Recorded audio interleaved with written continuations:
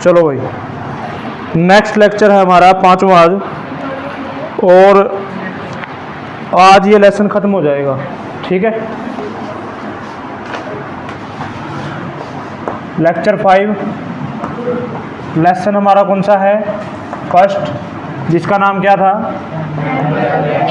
Chemical reaction and equation. इसमें हमने सबसे पहले जो काम किया था वो किया था टाइप ऑफ रिएक्शन। कंप्लीट है।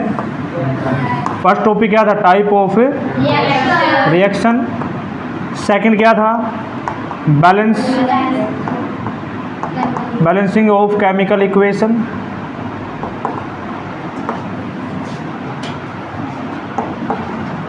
ठीक है, और तीसरा टॉपिक जो इसमें करेंगे वो है हमारे पास कोरोजन और रेंसिडिटी। इससे ज़्यादा डीपली भी हो सकता है, लेकिन इसमें एक लेक्चर तो हमने उसका लिया है जिसमें हमने आपको एटॉमिक चार्ज सिखाए थे। एटॉमिक चार्ज कहाँ यूज होते हैं? बैलेंसिंग के लिए, जिससे फॉर्मूला बनता है। तो एक तो हमने लेक्चर में सीखा था how to make formula for chemical reaction, दूसरा था उसको कैसे बैलेंस किया जाए, और एक में हमने सारी टाइप सीख ली थी। ठीक है ना, सारी की सारी टाइप उसमें आई थी।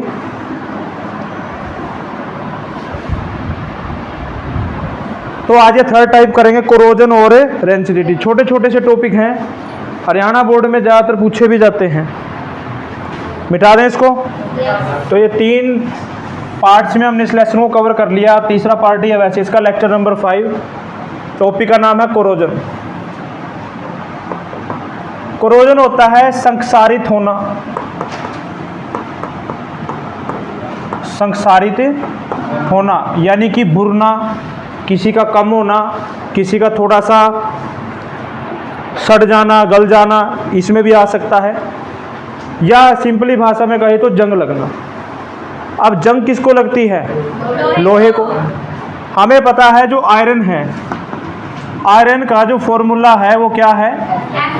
Fe, सिंबल है इसका। ये आपने देखा होगा जब भी कहीं कोई इमारत बनती है उस इमारत के लिए लोहा आता है। लोहे को अगर हम खुले स्थान पे रख दें कुछ दिनों के लिए, 5 दिन, 10 दिन, 15 दिन, होता तो लॉन्ग टाइम के लिए भी है, लेकिन आप कुछ दिन के अंदर ही देखना, अगर बारिश हो जाए या खुला कहीं रह जाए तो उसके ऊपर एक ब्राउन कलर की लेयर आ जाती है। उस ब्राउन कलर की लेयर को ही क्या बोला जाता है? जंग या कोरोजन बोला जाता है। ठीक है, या रस्टिंग ऑफ आयरन। ठीक है, अब अगर मैं आयरन की बात कर रहा हूँ, लोहे की बात कर रहा हूँ, तो देखो ये मान लो कोई लोहे का सरफेस है, ये इसके सराउंडिंग में क्या है? एनवायरनमेंट है। इस एनवायरनमेंट में ऑक्सीजन गैस भी है, हीलियम भी है, नाइट्रोजन भी है, सल्फर डाइऑक्साइड भी है, सल्फर ट्राइऑक्साइड, न जाने कितनी गैसेज है। ऑल गैसेज लगा लो, मैनी गैसेज लगा लो, बहुत सी लगा लो। इसके साथ साथ इसमें क्या है? डस्ट पार्टिकल है कि नहीं है? उसके बाद इसमें कुछ मॉइस्चर भी होती है, बारिश होती है तो रेन ड्रॉपलेट्स भी हैं। जब ये सारी की सारी चीज़ें धीरे धीरे इस सरफेस पे पड़ती हैं, किस सरफेस पे? कौन सा सरफेस है? आयरन का। अगर इस सरफेस पे पड़ेंगी तो यहाँ पर अगर आयरन होगा तो ऑब्वियसली बात है वहाँ पर कौन सी लेयर जम जाएगी? ब्राउन कलर की लेयर जमेगी। ब्राउन कलर, जो भूरा रंग होता है ना, वैसे रंग की एक कोटिंग आ जाएगी, उसके ऊपर लेयर आ जाएगा। उसके ऊपर हाथ भी लगाओगे तो पता चलेगा हाँ ये अलग से कुछ इसके ऊपर कलर आया। इसी कलर को क्या बोला गया है? रस्ट बोला गया है। और ये आयरन आर्टिकल पे आएगी। क्यों आएगी? क्योंकि आयरन आर्टिकल जो भी हमारा है वो प्योर फॉर्म में नहीं है। अगर बिल्कुल प्योर फॉर्म में आयरन होता उसको कभी जंग नहीं लगती। कुतुब मीनार देखा होगा दिल्ली में, तो वहाँ जो एक लोहे की वो बनी हुई है ना, वो प्योर आयरन की बनी है, उस पर कभी जंग नहीं लगी आज तक। ठीक है, प्योर आयरन जब भी होगा उसके ऊपर कोई जंग नहीं लगेगी। अगर उसके अंदर इम्प्योरिटीज हैं, जैसे यहाँ पर इसकी इम्प्योरिटी, इसका ओर्स क्या है आयरन का? कहाँ से निकलता है? और ये हेमेटाइट से, आइसक बोलते हैं ना। जैसे मान लो मरकरी है, मरकरी का ओर क्या है? सिनेबार। ऐसे ही आयरन का ओर क्या है? हेमेटाइट। तो जहाँ से निकलता है, निकलने का मतलब है लाखों साल पहले, जैसे हमारे पास फॉसिल फ्यूल थे, फॉसिल फ्यूल तो पता होगा ना, जो धरती के नीचे हायर टेम्परेचर पे जाने से दबकर ना तो खत्म हुए ना नष्ट हुए, बल्कि क्या हो गए, वो कन्वर्ट हो गए किसमें, फॉसिल्स में। अब वो फॉसिल कौन कौन से हैं, कोयला, पेट्रोल, डीजल। तो ऐसे ही इसी फॉर्म में जो लोहा है वो भी कच्ची फॉर्म में मिलेगा। बाद में इसको जब जमीन से निकाला जाता है तो इसकी इम्प्योरिटी को रिमूव कर दिया जाता है, उसके बाद हमें क्या मिलता है, आयरन मिलता है। वो जो उसकी इम्प्योरिटी ऐड थी उसी को ओर्स बोला गया था। वो ओर्स कौन सा था, इसका हेमेटाइट का था। आयरन का जो ओर्स था हेमेटाइट है, यानी कि इसको यहाँ से निकाला जाता है। अब अगर ये इम्प्योर फॉर्म में है तो सारे के सारे ये फैक्टर्स, सल्फर डाइऑक्साइड है, ट्राइऑक्साइड है, जितनी गैसेज हैं, मॉइस्चर है, वो इसके ऊपर काम करेंगी, डस्ट पार्टिकल गिरेगा तो यहाँ एक लेयर बनेगी जिसको क्या बोलते हैं, ब्राउन कलर की लेयर। इस ब्राउन कलर की लेयर को क्या बोलते हैं, रस्टिंग ऑफ आयरन। और ये जो रस्टिंग ऑफ आयरन है, अगर मैं सिंपल कहूँ, रस्ट का फॉर्मूला क्या बनता है, रस्ट का फॉर्मूला बनता है Fe2O3, क्योंकि इसके ऊपर आयरन पे साथ साथ में ऑक्सीजन की परत चढ़ जाती है, और साथ में क्या, पानी। सबसे ज़्यादा जो खतरनाक चीज़ है लोहे के लिए वो क्या है, पानी। पानी में ही सबसे ज़्यादा गलता है, सड़ता है, ठीक है। तो क्या हो गया, XH2। X का मतलब यहाँ पर कितने भी पानी की जो पानी के मोलिक्यूल हैं वो हो सकते हैं। तो रस्ट का फार्मूला बन गया Fe2O3.XH2, ठीक है। तो ये होगी रस्टिंग ऑफ आयरन। और इसी प्रोसेस को क्या बोला गया है, corrosion. Slowly eating process by metal any other factors, वो क्या हो जाएगा, कोरोजन हो जाएगा, रस्टिंग हो जाएगा। अब बात आती है, क्या केवल लोहे को ही जंग लगती है, क्या इसके अलावा हमारे पास कोई और ऐसे मेटल एलिमेंट्स हैं जिसको जंग लगती है या संसारित होते हैं, कोरोडेड होते हैं, है कोई ऐसा? यस। से सबसे पहला नाम है गोल्ड। सुनोगा नाम तो गोल्ड का, क्या होता है गोल्ड, सोना। तो सोने को भी तो लगती होगी, ब्लैक कलर का, सोने को भी रस्ट लगती है। जब सोना पहना जाता है एक लॉन्ग टाइम तक लगातार कंटिन्यूसली, तो उसके ऊपर एक ब्लैक कलर की लेयर जमना शुरू हो जाती है। सेम ऐसे ही सिल्वर है, एजी बोलते हैं इसको, सिल्वर सिंबल है इसका। हिंदी में इसको चांदी बोला जाता है, और चांदी पे भी कौन से कलर की, ब्लैक लेयर जिमती है। इसी लेयर को क्या नाम दिया गया है, रस्ट का नाम दिया गया है। तो ये भी क्या है, कोरोजन है। क्या इसके अलावा भी कोई है हमारे पास ऐसा एलिमेंट, क्या है, मेटल एक, इसका नाम क्या है, कॉपर। कॉपर में तांबा बोलते हैं इसको, और तांबे पे हमेशा कैसे कलर की रस्ट लगती है, हरे रंग की, ग्रीन कलर, ठीक है। ये सारे कैसे क्रोडेड मेटल हैं। एक के ऊपर हवा पानी का इफेक्ट पड़ रहा है, हवा पानी का सब पे पड़ रहा है, लेकिन उसमें कलर में चेंज आ रहा है। लोहे के ऊपर ब्राउन कलर आया, और कॉपर के ऊपर ग्रीन कलर आया, सिल्वर और गोल्ड के ऊपर कैसा आया, ब्लैक कलर आया। तो ये रस्टिंग ऑफ आयरन भी है और कोरोजन ऑफ एलिमेंट्स भी है, ठीक है। दूसरा टॉपिक आएगा इसमें, आप पे क्वेश्चन आ सकता है, व्हाट इज कोरोजन, या डिफाइन द टर्म कोरोजन। तो कोरोजन क्या है, एक ऐसा स्लोली ईटिंग प्रोसेस है जो धीरे धीरे किसके ऊपर काम करता है, किसी मेटल के सरफेस पे, और एक नई लेयर उसमें बनाता है। तो वो क्या हो जाएगा, हमारे पास कोरोजन हो जाएगा, ठीक है। दूसरी टर्म आती है, आप ही की बुक से है, इसको मिटाऊं या नोट करना है, नोट करो इसको।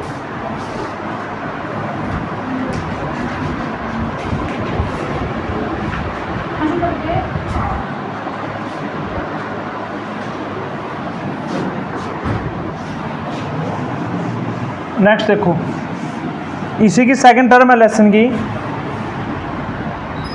लेकिन इससे पहले ना थोड़ा सा वो देख लेते हैं।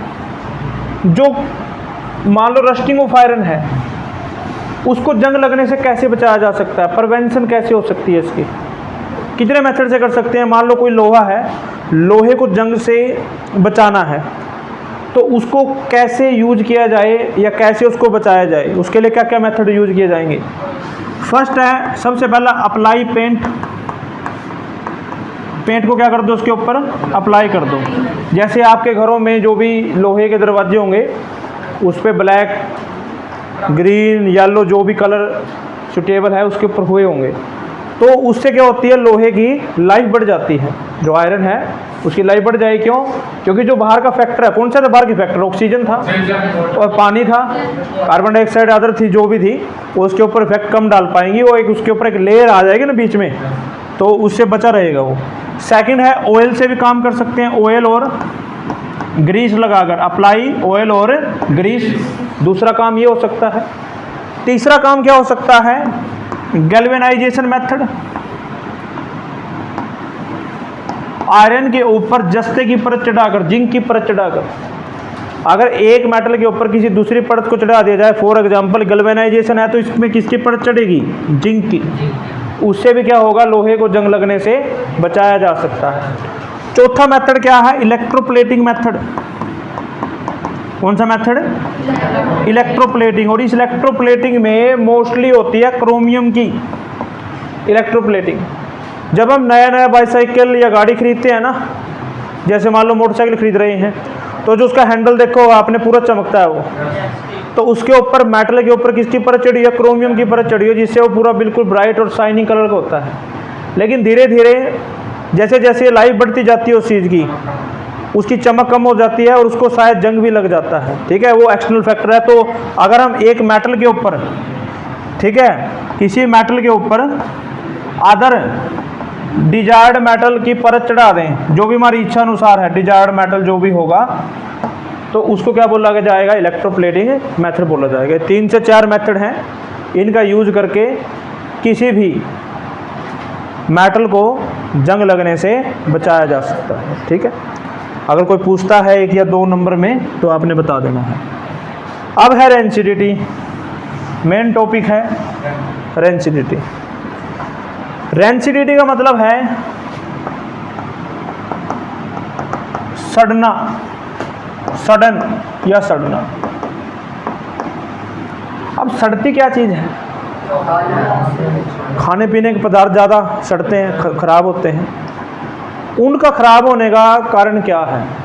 जैसे मान लो आज हमने खाना बनाया, उस खाने को हम सुबह भी यूज कर सकते हैं, दोपहर कर सकते हैं, रात को कर सकते हैं, इनफैक्ट कल का पूरा दिन भी हम चलो मान लो निकाल लेते हैं, लेकिन उसके बाद या तो वो बचेगा ही नहीं, अगर बच गया तो वो क्या हो जाएगा? खराब हो जाएगा। ऐसा क्यों? एक वर्ड आया था ऑक्सीजन, और ये इससे पहले कोरोजन में भी था और अभी भी है। सबसे बड़ा कारण ये ऑक्सीजन है। अगर लोहे को जंग लग रही है तब भी, क्योंकि वाटर के में भी, वाटर के मॉलिक्यूल में ऑक्सीजन मॉलिक्यूल आता है। और यहाँ अगर हम रेंसिडिटी की बात कर रहे हैं, भोजन हमारा खराब हो रहा है, the food are exploit on the exposure of oxygen, तो वहाँ पर भी कौन फैक्टर है? ऑक्सीजन है। ठीक है ना? इस ऑक्सीजन की वजह से हमारे खाने पीने के जितने भी फूड आइटम्स हैं, खाद्य पदार्थ हैं, वो खराब होते हैं। दूध देखा, दूध पीते हो? कितना पी जाते हो? 2 गिलास पूरे दिन में, और 3 गिलास दिन में, पहिया दूध, आधे किलो के आसपास दूध बनेगा तेरा, तो कम है भाई। पीता है?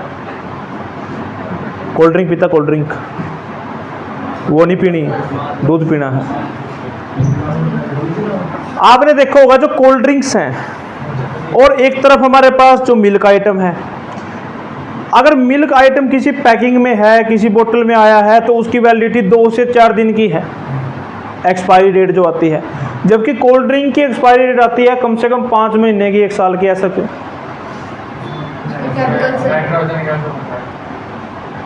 चलो उसको भी देख लेंगे कौन सी गैस है। देखो, सबसे पहले है food are exploit on the exposure of oxygen. ये तो बात क्लियर है, जितना भी खाना हमारा वो किसकी वजह से खराब होता है? ऑक्सीजन की वजह से। अभी हमने एक मिल्क की बात की थी। पुराने समय में तो हमारे पास रेफ्रिजरेटर नहीं थे, फ्रिज नहीं थे। फ्रिज क्या काम करता है? उस टेम्परेचर को मेंटेन करता है जिस पे हमारा जो दूध है वो ख़राब होने से बचता है। लेकिन पुराने समय में तो नहीं थे, तो उस समय दूध को खराब होने से कैसे बचाते थे? बार बार गर्म करके। जैसे मान लो अभी दूध लिया, उसको गर्म कर लिया, तो एक बार गर्म करने पर वो 3 से 4 घंटे बड़े आसानी से निकाल देता था। फिर वापस जब उसका टाइम हो, अभी कभी ख़राब ना हो जाए, फिर से उसको एक बार उबाल दे दो। तो इस ऐसा प्रक्रिया हम दिन में 3 से 4 बार कर लेते थे। तो उससे तब तक क्या, वो दूध खत्म हो जाता था, अपना ख़राब होने से बच जाता था। लेकिन कई बार ख़राब भी हो जाता है। वो किसकी वजह से होता है? ऑक्सीजन की वजह से।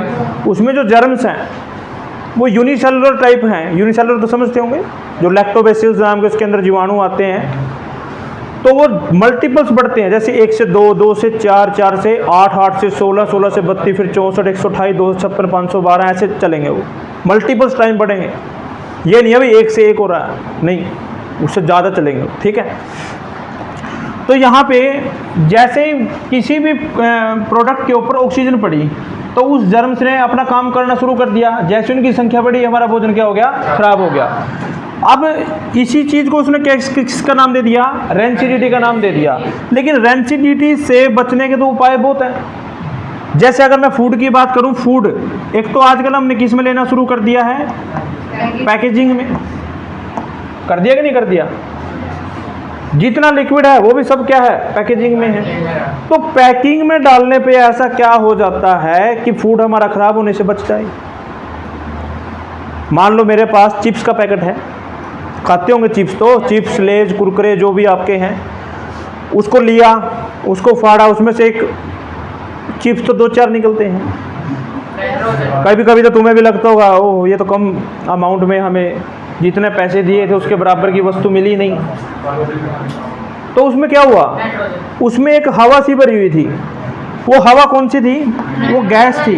और कौन सी गैस थी वो? नाइट्रोजन। एक सिंपल सी बात है भाई, अगर ऑक्सीजन खराब कर रही है तो उसमें से ऑक्सीजन को रिमूव कर दो, उसमें अदर गैस डाल दो, नाइट्रोजन। और नाइट्रोजन एटमॉस्फेयर में है भी कितनी? 78% है, बहुत ज़्यादा मात्रा में है। जैसा प्रोडक्ट हमने बनाया है, नाइट्रोजन गैस को फिल करने के बाद 5 से 6 महीने के बाद भी वो वैसा का वैसा ही हमें मिलेगा। ठीक है। लेकिन ये जो गैस है ये सभी प्रोडक्ट पे अप्लाई नहीं है। ये खाने पीने के लेज वगैरह जितनी पैकेजिंग की सॉलिड वाली चीज़ें हैं उस पर अप्लाई हो सकती हैं। अभी मैंने कहा था कोल्ड ड्रिंक्स, क्या कोल्ड ड्रिंक्स पे भी यही है? नहीं, कोल्ड ड्रिंक्स पे नाइट्रोजन गैस नहीं है। उसको प्रिजर्व करने के लिए नाइट्रोजन नहीं लगेगी, तो कौन सी लगेगी उसको? CO2। नाइट्रोजन नहीं लगी, CO2 क्यों लगी? ऐसा क्यों? नहीं, लिक्विड तो है, फिर उससे क्या हो जाता है? नाइट्रोजन तो गैस है, उसको तो पानी में घुलना नहीं है, घुल जाएगी वो। देखो फॉर एग्जांपल मान लो कोई लिक्विड है, जैसे मान लो H2O है। इस H2O में मैंने डाल दी नाइट्रोजन गैस, डायटोमिक फॉर्म में है, तो मैंने क्या ले लिया? N2। यहाँ से तुम्हें प्रोडक्ट साफ दिखाई दे रहा है, यहाँ से क्या बनना है? 2NH3। ये जो प्रोडक्ट आया है ना, ये क्या है? क्या प्रोडक्ट ये? NH3 क्या बोलते हैं? अमोनिया। और अमोनिया क्या है? एक पॉइजनस गैस है, जहरीली गैस है। अगर मान लो मैंने लिक्विड के अंदर किसी नाइट्रोजन को मिला दिया ना, तो वो सारा किस में कन्वर्ट हो जाएगा? पॉइजन नेचर में कन्वर्ट हो जाएगा, जो कि हमारे लिए बिल्कुल भी किसी भी पॉइंट ऑफ व्यू से बढ़िया नहीं है। बढ़िया नहीं तो समझ ही गए हो कहाँ तक पहुँच जा सकते हो तुम। ठीक है। तो इस वजह से इसकी जगह कौन सी गैस मिलाई जाती है? CO2, carbon dioxide. तो इससे भी जो लिक्विड ड्रिंक्स हैं लंबे समय तक खराब होने से बचाए जा सकते हैं। तो आज ये लेसन कंप्लीट हो गया। किसी का रहता है तो मेरे को बता देना, उसको एक बार फिर से बता देंगे। अदरवाइज इसके जितने भी इंटेक्स्ट क्वेश्चन हैं और एक्सरसाइज क्वेश्चन है मोस्टली तो हम कर चुके हैं। ठीक है। जो रहते हैं वो मेरे को बता दिए, उसको सोल्व करा दें। किसी को प्रॉब्लम है, डाउट है, वो क्लियर करा देंगे। अदरवाइज ये लेसन ख़त्म है। कल हम शुरू करेंगे अपना नेक्स्ट लेसन, जिसका नाम है एसिड, बेस और सॉल्ट।